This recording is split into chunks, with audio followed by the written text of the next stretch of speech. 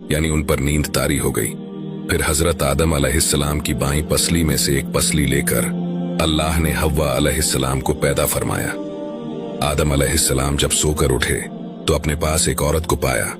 उन्होंने हजरत हव्वा अलैहिस्सलाम से पूछा, तुम कौन हो?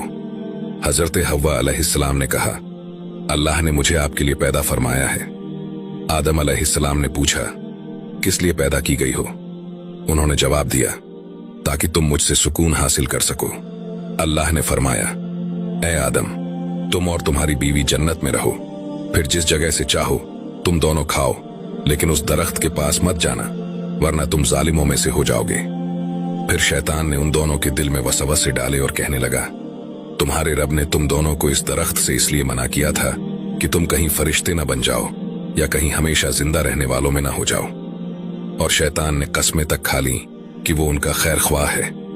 शैतान मरदूद ने धोखा देकर उनको दरख्त की तरफ खींच ही लिया। जब हजरत आदम अलैहिस्सलाम और हव्वा अलैहिस्सलाम ने दरख्त के फल को खा लिया तो जन्नती लिबास उतर गया और वो दरख्तों के पत्ते तोड़ तोड़ कर अपने ऊपर चिपकाने लगे और सतर छुपाने लगे।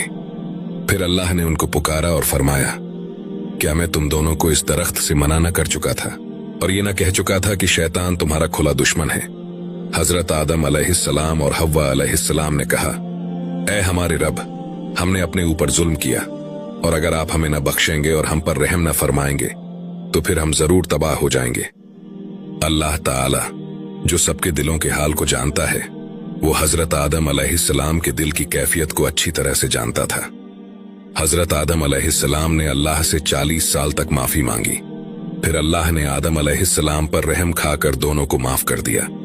लेकिन अल्लाह को आइंदा के लिए दुनिया को आबाद करना था और इंसानी नस्ल को बढ़ाना था।